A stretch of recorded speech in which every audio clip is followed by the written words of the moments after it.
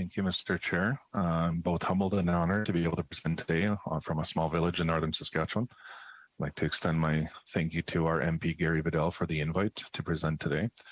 As mentioned, I am the mayor of the northern village of Beauval, located roughly 500 kilometers north of Saskatchewan, just to give some context.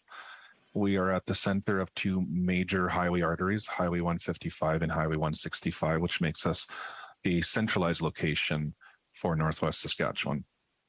I've had an interesting 10 years in my time as a politician in Northern Saskatchewan. Previously as councillor, I was much involved in the emergency measures coordination for the wildfires that happened in 2015, which was a lot of wildfires surrounding our community, not necessarily near, but close enough to cause worry. And with the smoke evacuations, where we had a significant number of community members who needed to evacuate south. Just in our recent years as well, we've had wildfires break out near the community, but none, of course, to the extent of 2015, where we had to do some minor emergency coordination as well with the Saskatchewan Protection Agency. We've since developed a great partnership with Saskatchewan now that they've amalgamated all their resources into the SPSA. So we've been coordinating efforts on the ground, creating a good emergency team, a lot of lessons learned over the last few years, and we've decided our village staff should become a very pertinent part of that emergency planning as well, and not to rely too much on volunteer services in the community. So we made sure that the resources were flowing to the community and accurate information was being presented and disseminated to the community through social media posts, as well as radio spots on our local TV radio station as well. So we've had some very good communication resources to utilize to get that proper information out to the community. During this recent emergency where we had the COVID pandemic, we had a real opportunity to create a government-to-government relationship with the Métis Nation of Saskatchewan. For the most part, this relation started off very strong, and we were very proud to sit down with our Métis government to discuss the strategy for the communities. Again, some background there. Most of the communities from Green Lake all the way up to La Loche along Highway 155 are predominantly Métis communities. This also presented an opportunity to work with our surrounding First Nations. And so what we did was we created Beauval as a staging area for the whole Northwest region to create a regional approach to the pandemic response. Through federal supports and relief funds, we were able to procure PPE gear purchases as well as donations, food supplies for the homes so that we had food security during this tough time where stores and grocery stores in the surrounding area were closing.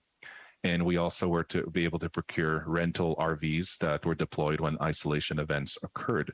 This was very, very much appreciated at the time when we had households that are already experiencing overcrowding, and we did not want to experience an outbreak in the household. So they were able to isolate the specific case and move to an RV for the time of isolation.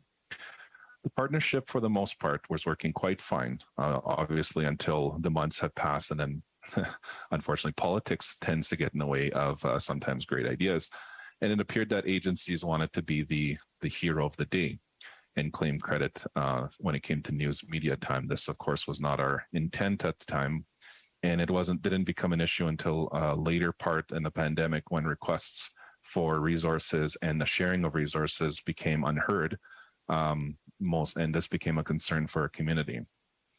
Municipalities are not necessarily given any sort of emergency response budget, so a lot of unrecoverable costs went into managing our communities and to protect ourselves from an invisible threat.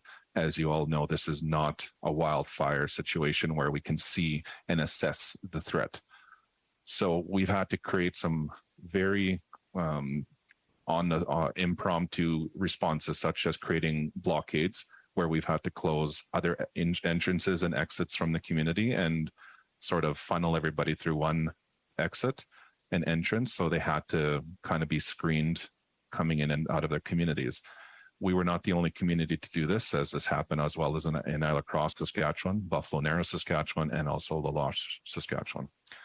We also had to hire nightly security who did patrols to make sure that there was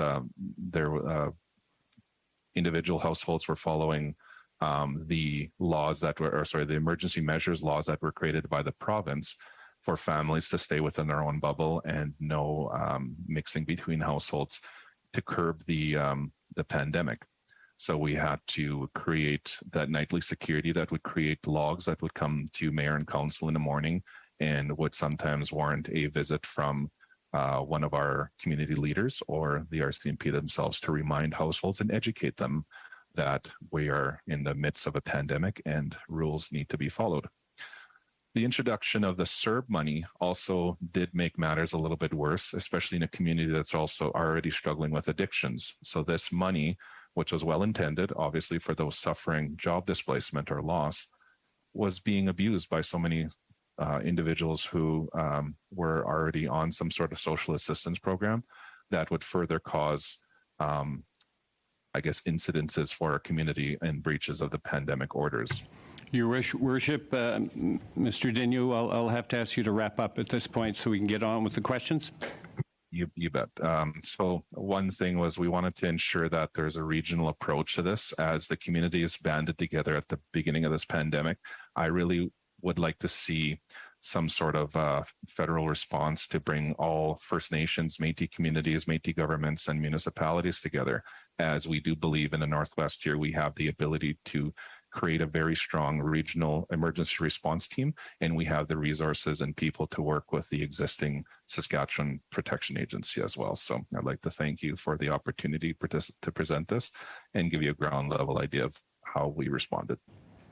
Thank you, Mr. Chair. I want to thank all the witnesses as well today. As my colleague, Ms. Stubbs said, it's a very wide-ranging topic we're talking about today, and I want to focus on emergency preparedness for a minute. And Mayor Daigneault, I'm going to direct my question to you based on your testimony.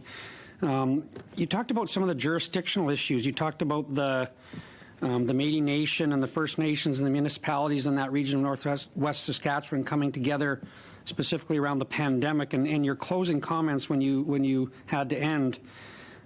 You talked about a regional response, and I just want to give you the opportunity to flesh that out a little bit more and maybe just give us some guidance on what that regional response might look like as you bring together those levels of government you talked about, as well as the provincial and federal government. What might that look like that would help you in the future to be more proactive and be better prepared for whatever future emergency you might face?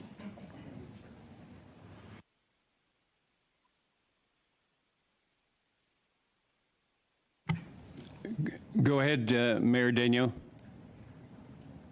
Thank you, Gary. I had it in my notes, but unfortunately I had to rush through it. So thank you for the opportunity to get into detail on that. When we first started the regional pandemic strategy, it started out as simple as putting together a toll-free number through our communications company, SaskTel, so that all mayors and emergency coordinators can all jump on the same phone line and coordinate regionally that way.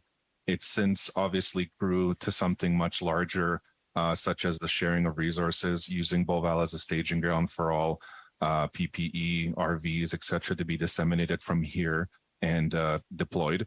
And also it even grew even further so that each individual community didn't have to attend a one-on-one with the SPSA.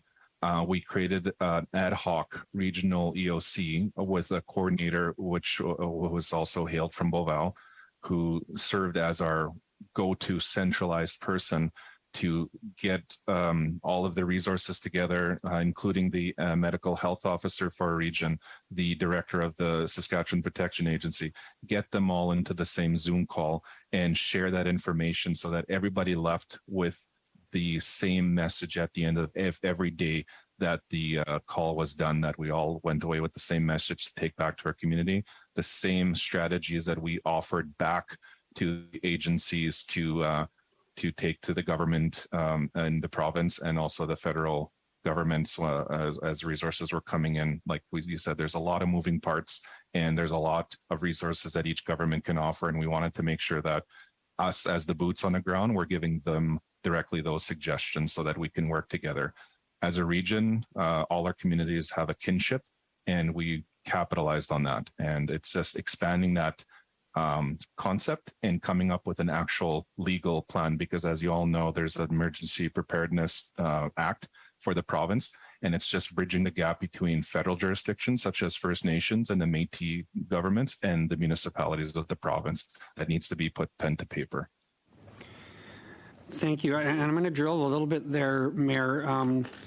You're talking about bridging the gap, putting pen to paper. So, I mean, in the context of kind of a post-mortem, you're going back and analyzing what worked and what didn't work. And so could you maybe just be a little bit more specific on the things that need to be better so that you would be better positioned next time to, whether it's the 2015 wildfires or the pandemic of the last couple of years?